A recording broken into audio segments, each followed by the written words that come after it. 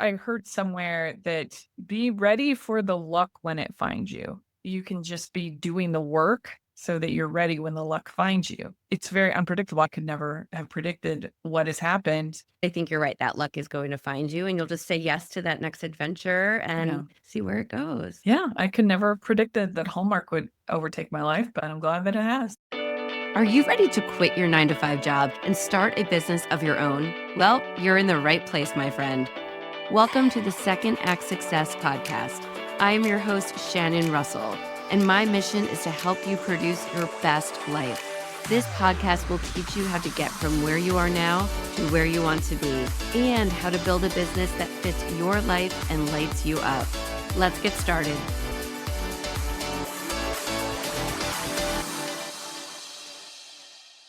Welcome back to the Second Act Success podcast. I am your host, Shannon Russell, and today we are celebrating the holidays. I am fangirling right now because I have film critic and host of the Hallmarkies Podcast, Rachel Wagner. You may know this already about me, but I am a huge Hallmark Channel fan. I love Christmas, and so putting those two together, this is my time of year when I am obsessed. And I watch 24/7 holiday Hallmark movies. And I listened to the Hallmarkies podcast. As I was listening to her show the other day, I said, you know what?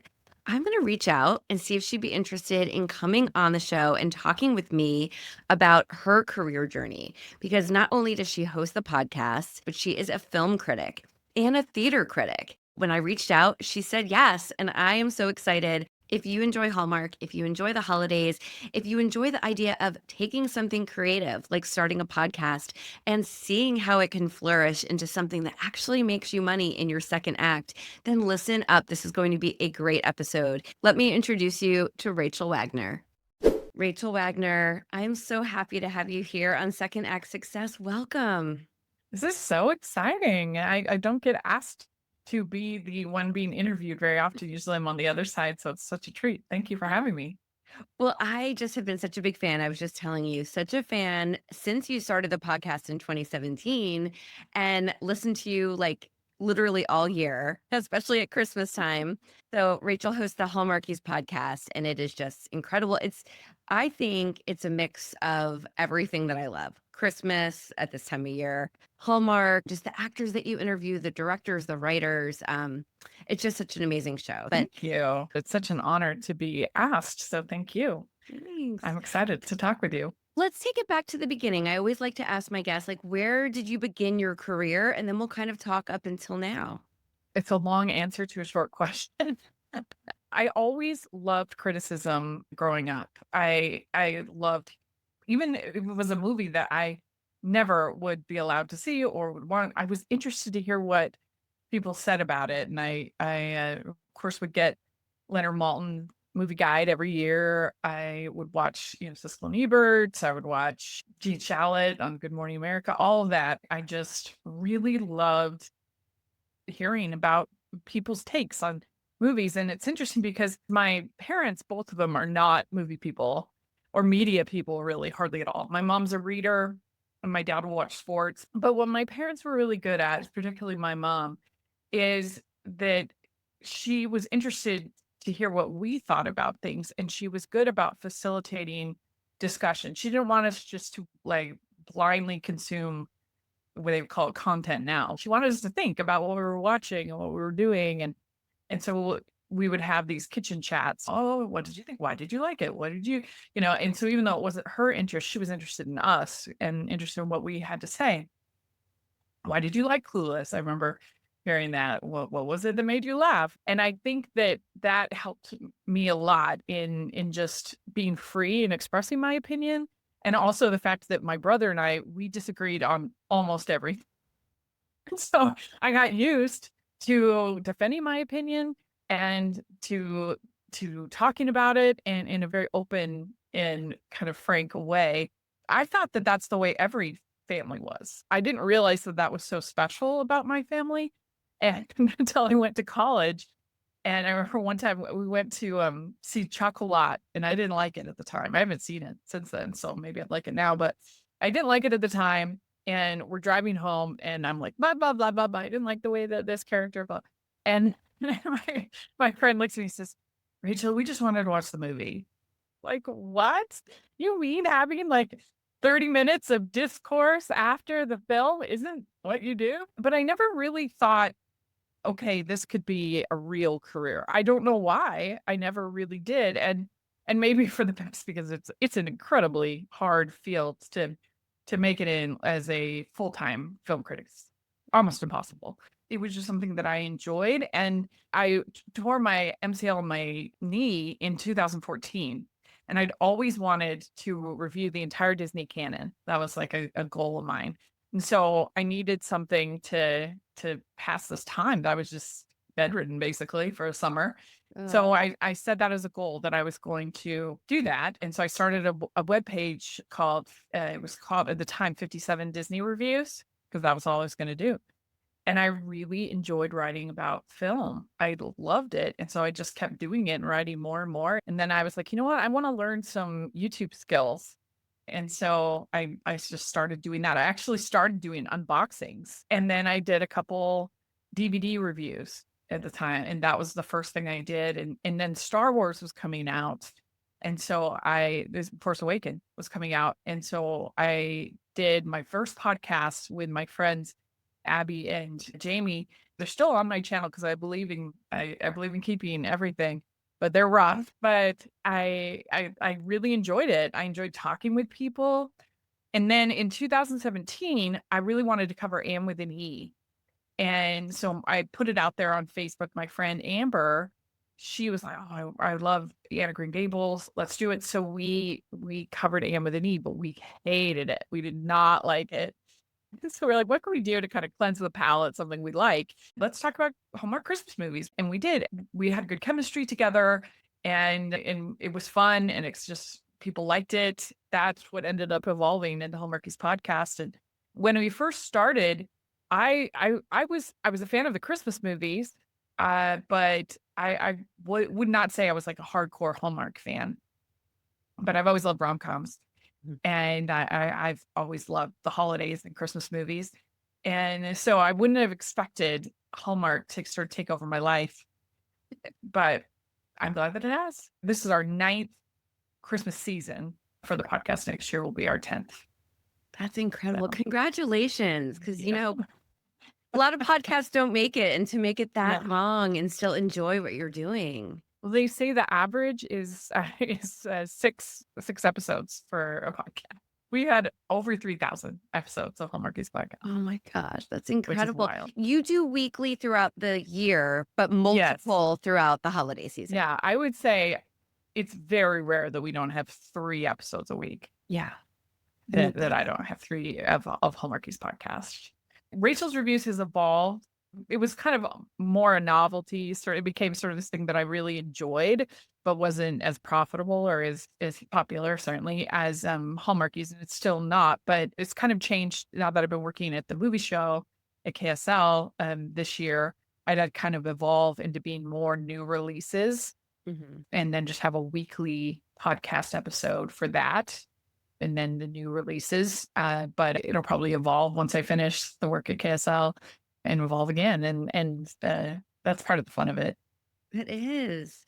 It is really fun. And I think for listeners who maybe are thinking of starting a podcast, like there's so much that goes into it because you're not just hopping Yes. on the mic and talking. You're thinking about, Yeah. well, Oh, yeah. especially for you, you're watching the movies and Mhm. you're critiquing them, you're taking your notes, and then you are Yeah. also scheduling co-hosts to come on with you Yeah. and have those conversations.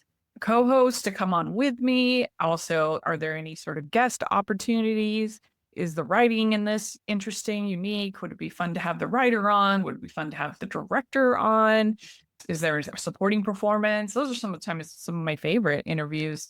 Yeah. Is some of the supporting actors who do such a good job and don't get the spotlight that they deserve. But yeah, it's definitely I've heard that from people. I wish I could get paid for standing in front of a mic. You hear people say things like that.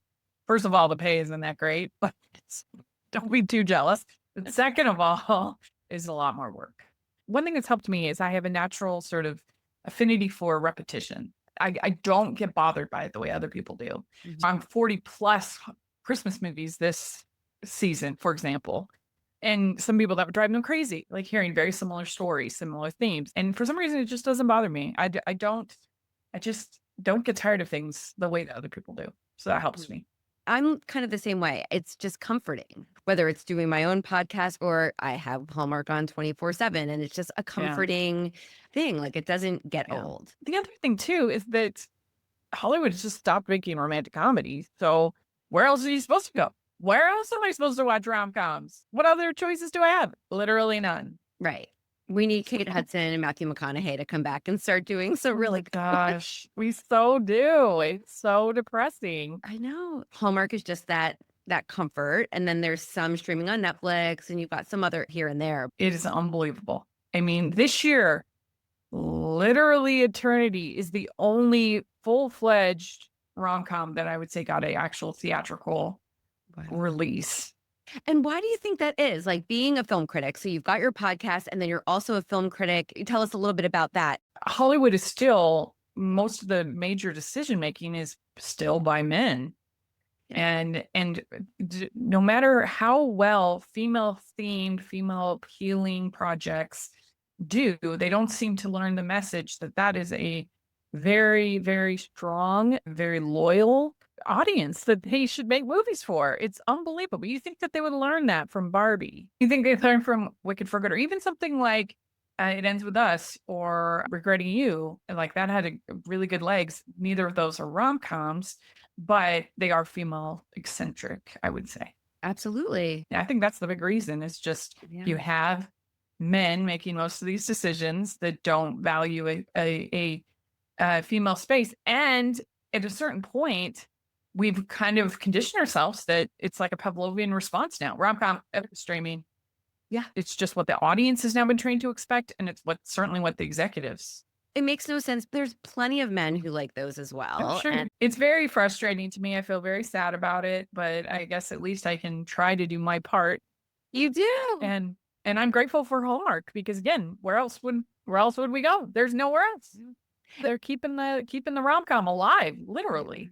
They are. And you're doing your part too. Like you said, you have women on as your guest hosts that talk to you all the time. And they're wonderful because it's different perspectives. I love that. I loved hearing that because that is something that is more interesting for me to talk to different people. And one of my goals is to be an entertaining podcast, even if you don't watch a Hallmark or the movies in question. I think you could listen to my show, and still be entertained by it. Yeah. That's a goal of mine. And I hope that it's surprising that you won't know what I'm necessarily going to say or what my guests are going to say. There's some other podcasts and they do what they do, and that's great, that have like a template. This is their mode. This is what they do. But my personal preference is something that's unpredictable and surprised. So I'm very happy to hear you say that. I've listened to others and I always come back to you. Well, I have to say, I absolutely love, and I want to know when this first happened, where you started getting the directors and the actors like our favorite Paul Campbell. And, you've gotten such great people. And Nina, you've had on, one of the amazing writers. Who was the first person you had on that was it's from funny the Hallmark world? you mentioned Nina because Nina was the first. She was the first interview that I did for Hallmarkies Podcast. That was in 2017. We just started. And I've always loved writers. I've loved writing. My sister's a writer. I love blogging. I love criticism, all of that. And so I was initially very drawn to the writers. It was actually because of a Twitter exchange that I had with Nina, where I wasn't the biggest fan of one of her older movies. I had been live tweeting it for some reason. And she was like, oh, okay, I guess, I can see that perspective. We were kind of chatting on Twitter. And I was like, hey, would you like to come on the podcast? And she agreed. And it was great. And we had so much fun. And so that kind of started things. Our first of the actors was actually Paul Campbell. That was also in 2017. It was a lot of fun, that interview. And for some reason, the Hallmark crew up there in Vancouver, the various actors, directors, are very, very open and easy to book. That's amazing. Like I've covered lots of other stuff over the years. I've covered The Nanny, I've covered things like that. And I've had a way harder time getting people for more the Hollywood type things. I mean, I interviewed Fran twice, so amazing. Uh, But just in general, I've had a harder time on other franchises and other stuff I've covered getting interviews. mhm. And there's something about that Vancouver scene, the Hallmark scene, that they were just very open to that. And so that's been very fun, and it's satisfying to realize that I had that skill that I never would have realized. You So really that's fun. are, and you're not because as a television producer, I've obviously interviewed Yeah. celebrities for many years, but there's 2 ways of doing it. You can just yes, ma'am them the Mhm. whole time and love Yeah. everything they do, or you can have an actual conversation, and I feel like you do that. You're not always like, "Oh, you were amazing, and this was an amazing script." You're very honest and Mhm. kind, but it's a more interesting conversation than just loving everything they do and gushing. Yeah, I'm interested in people and I'm interested in the process. One of my favorite interviews I think I've ever done was with Mackenzie Westmore this summer because I really disliked her movie, and I was surprised when she reached out and wanted to talk about it. And because obviously it's not personal, it's just the movie. I mean, I fully respect anybody who tries to make something. I was pleased, but I was surprised that she wanted to talk to me. And I said, "Did you listen to the recap?" But it was such a great discussion. It was really honest and it was really interesting. And so, yeah, I don't really particularly like gush Right. podcasts. I just not that, I don't think it's that interesting. Also, the angry critic kind of a thing. I'll have my moments, but that if I rant against something, it's deserved.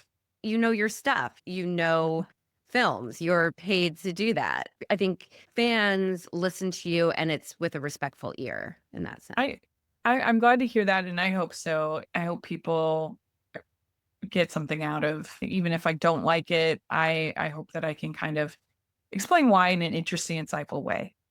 If someone is listening and wanting to start a podcast, it doesn't mean that they can interview all these celebrities on their first day. You started something and you reached out and you Yeah. learned a new skill of that reach out to people and how to pitch, and it worked for you. And now, all these years later, you've got all of these connections and great relationships where they keep Well, coming back.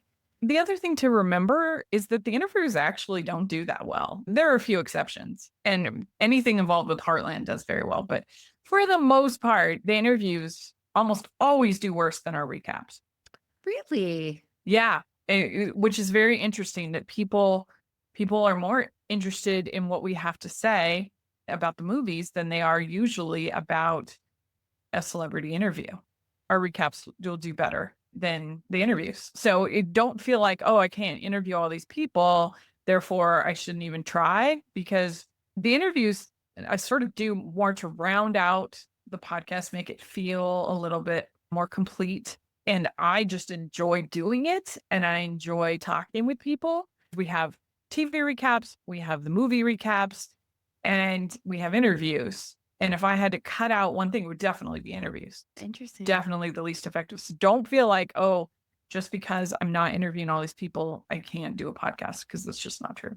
I can see that too, because sometimes, especially with so many movies coming out every week, you're doing the Yeah. recaps. And sometimes I might be like, oh, I didn't have a chance to watch that one yet. It's still fun to listen to your recap because then I'm like, okay, yes, I do want to watch it. Or, okay, I can cross that off my list. And that's one a unique thing that we do for Hallmarkies is that we bundle the movies together. Hmm. Because for the most part, there's some that we do individually. I like that format because I just feel like most of these movies don't have enough meat on the bones for a full, long Yeah, analysis. And also, then I don't end up with whole episodes about movies that I don't like. You know, that's if I'm true. doing, if I am recapping each individual movie, then that's going to happen. Maybe a lot. So by bundling, I can group something that I didn't like with something that I liked. And every once in a while, I'll dislike the entire weekend's movie or the entire episode's movies. But hopefully, and I try, if that's the case, to have a co-host who is a little bit more positive. Like a Yeah. little more than me, and then that balances it out. I think it's hard when you do the individual episodes to not have it feel a little more negative. I would definitely want it to feel honest. That's the downside, I think, to doing individual episodes on each movie. The other advice that I would give is that you have to decide what level of, like, it sounds bad to say what level of quality that you are comfortable with on your podcast. Because if I was super nitpicky about every and every filler word, there's absolutely no way that I could produce as much as I do, which is not a requirement. Like, if you want to have a great podcast with great sound and impeccably edited, professionally edited, that's great. There's nothing wrong with that. You can be like a defunct land and make several episodes a quarter or a year. There's nothing wrong with that. That's just not what I've decided to do for my podcast. I know that some people probably listen to the episodes and are like, "Oh my gosh, why did she stop saying or and or why did she keep asking that dumb question, or why isn't the sound better? Why didn't they have better quote?" All of that I totally get, and it's completely fair. But that's just a concession that I have to make in order to cover as much as I cover. That's just Mhm. the reality. So that's something you have to kind of consider. What That's kind of product do I want to make? That's great advice too. And it's all about with podcasting being consistent, making sure that you're not making it so perfect that you lose track of the fact that you want to get this content out there and then Mhm. drop off and pod fade. You want to make Yeah. sure that, yeah, it's easier just to leave the ums in and get it out there. Done is better than Yeah. perfect. Yours always sounds perfect, Rachel. It really does. Oh, that's sweet. Thank you. We were talking a little bit about freelancing. You're a film critic in Utah. Yeah. So it's my own site, Rachel's Reviews, but I have been working at KSL Movie Show, and that's been like a dream come true, an absolute dream come true. I've been listening to the movie show since I was in college. In fact, when I was in college, I called in. At the time, they don't have call-ins now, but they did at the time. And I called in, and they were having a discussion about why people weren't going to see this film, Nicholas Nickleby. And I love costume dramas. I love period pieces, always have. I was like, the reason why is because it's only playing at the Broadway in Salt Lake. And Doug Wright, the host, said, "Well, we want you to go see it and then call us back with your review." And I did. And so to have that experience of somebody actually caring about my review was very inspiring to me. And to think that then I would be the co-host for 6 months has been unbelievable. I also work as a theater critic, so rachelsreviewstheater.com. And I'm also the host of On Stage Blog Theater podcast with my friend Jax. So that's been super fun as well, because I love theater every bit as much as I love film. I didn't realize you did that. That's really exciting. Yeah, yeah. And Utah has such an insane, thriving local theater scene. Like nowhere else. I'm convinced, like nowhere else outside of New York. Mm. It's incredible. What's interesting is that I basically have adjusted to going to either a play or a movie screening almost every night. I don't have a family, I'm single, so I can do that. At this point, I have something almost every single night. How exciting is that though? Like Yeah. fills you up. And yes, you're doing work on the other side of that, reviewing it, I'm Yeah. sure. A happy problem to have. Yes. So where do you see the podcast and your film reviews and everything evolving maybe in your next act? It's so hard. I remember I heard somewhere that be ready for the luck when it finds you. Mm, And that's something that I kind of take to heart. It's so much of being in any kind of creative enterprise is a little bit of, or a lot of luck, yeah. but you can just be doing the work so that you're ready when the luck finds you. It's very unpredictable. I could never have predicted this movie show thing, even though I had volunteered for them. I built up those relationships, but still I could never have predicted what has happened. One thing that's a little bit frustrating is that I feel like I've reached a modicum of success, which I'm very grateful for, but I haven't been able to like get that next level. I still have to, substitute teach sometimes. I would love to kind of get that next level of sustainability in my career. So that's sort of the dream, but so much of it is out of your control. All that I can do is make the best product I possibly can with the resources that I have, Yeah. and then go from there. I would love if I were to get hired as a critic, if I was able to work full time as a critic, that would be a dream come true. We'll just see. I'm just always open for the new opportunities. And you have the contacts, you know the people, and you're putting it out there, and you're putting out such great content that I think you're right, that luck is going to find you, and you'll just say yes to that next adventure Yeah. and see where it goes. Yeah, I could never have predicted that Hallmark would overtake my life, but I'm glad that it has. But yeah, one other thing that I've tried to do on the podcast is to keep trying to expand the audience as much as I can.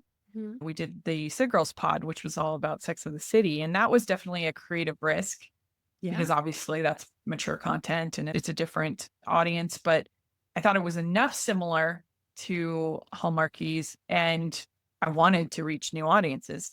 Same thing with Heartland. So that's also another thing I'm kind of constantly sort of thinking of like, what is a new way to talk about holiday films? What is a new way to talk about romantic films, Hallmark, all that kind of stuff.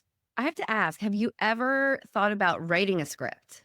Yes, and I have a couple that I'm working on. I mean, I knew it would be hard because I've talked to enough writers, but it's harder than I even thought. It's definitely challenging. The biggest surprise to me is just how much plot, because you don't think of these romantic comedies as being like super plot heavy.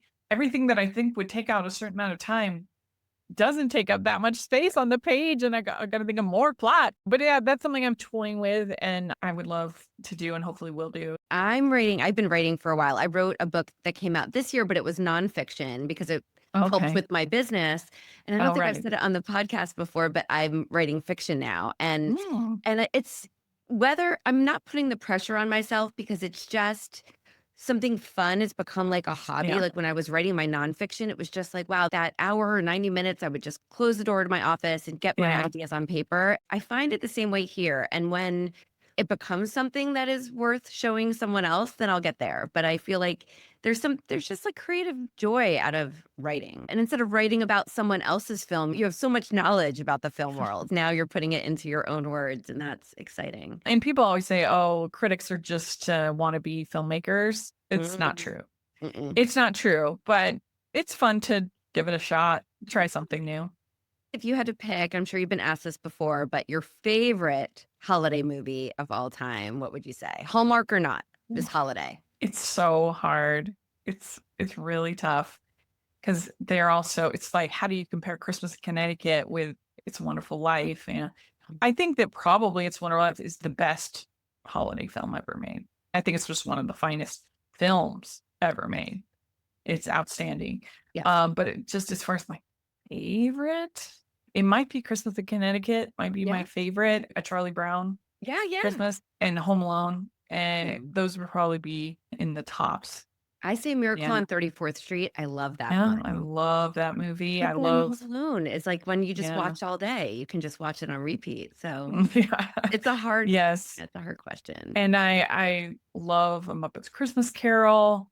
I love the Alistair Sim Christmas Carol. If you like Muppets, Emmett Otter's Jug Band Oh, Christmas. yeah, yeah, yeah. It's not that Christmassy. No, it's just my It childhood. I just like oh, everyone. yeah, I love that for so many reasons. The music is Yeah. incredible. Yeah. So good, and also, I just love how, like, gritty it is, how dirty it is, like, it's just such a different aesthetic than we're used to seeing from Jim Henson and the Muppets. I kind of love that about it. Over on Rachel's Reviews, I have a whole series of Muppet May every year, Ooh. where and I've been doing it now for so many years that I am pretty deep dived into it, and so I've watched like more obscure stuff, which has been so fun. But yeah, I love the Muppets. Before we say goodbye, just what advice do you have for anyone who's thinking about just starting a second act in life? And maybe they've always had this dream like you did, and you always just were into critiquing and having these discussions, and you made it happen in a career. What advice would you give? My advice would be to be open and curious about things. Give it a shot. What have you got to lose? Especially in this world where it's so affordable, relatively. Not that it's not expensive to have a podcast, it can be very expensive, but to try it out isn't expensive. Give it a shot. Have fun. Learn something new. Have a new, fresh experience. Meet new people. Be focused on the experience of it more than the results of it for sure. Because even now, after doing this for 10 years, it's so unpredictable. Like Mhm. I do feel like it's such a crapshoot. Sometimes I put stuff out there and I think, oh, people will love this episode. And it's just kind of like, no, not that much. And then I'll put out something I think is very random and, whatever.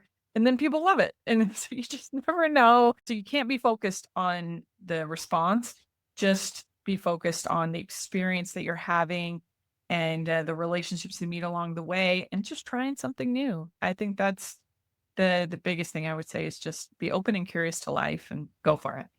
I love that. Oh, Rachel, thank you so much. Where can everyone connect with you? Tell us how to get the Hallmarkies podcast and all the other places. Yeah, so I'm everywhere. You can find me Rachel's Reviews all over the place and at KSL Movie Show right now, at least on Friday mornings. They have a podcast version of that show. That's been so exciting. So I'd love for people to check that out. And then, of course, Hallmarkies Podcast all over the place. We're almost at 10K subscribers. I would love to get over that on the YouTube. So that's the main way to support. We have the Patreon, which is a lot of fun. We do monthly watch alongs where you get to talk to talent and different things. And so I really try to make that worth people's investment and worth their while. But yeah, that's where you can find me. Awesome. This has been so much fun. I thank you so much for taking the time. I know how busy you are, especially at this time of year, but this was a Christmas present to me. I appreciate it. Thank you so really- much. It's so flattering. Yeah, it's very nice to have somebody that appreciates what you do. So I appreciate that. I do so much. We'll talk soon. Thank you. Yes. Merry Christmas. Merry Christmas. Thank you for joining us. I hope you found some gems of inspiration and some takeaways to help you on your path to second act success. To view show notes from this episode, visit secondactsuccess.co. Before you go, don't forget to subscribe to the podcast so you don't miss a single episode. Reviews only take a few moments and they really do mean so much. Thank you again for listening. I'm Shannon Russell, and this is Second Act Success.